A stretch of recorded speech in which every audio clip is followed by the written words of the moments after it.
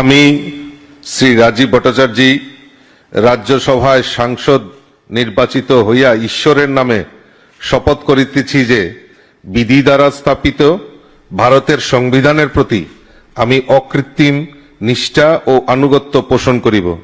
আমি ভারতের সার্বভৌমত্ব ও অখণ্ডতাকে রক্ষা করিব এবং যে কর্তব্যভার আমি গ্রহণ করিতে উদ্যত হইয়াছি তাহা নিষ্ঠাপূর্বক নির্বাহ করিব।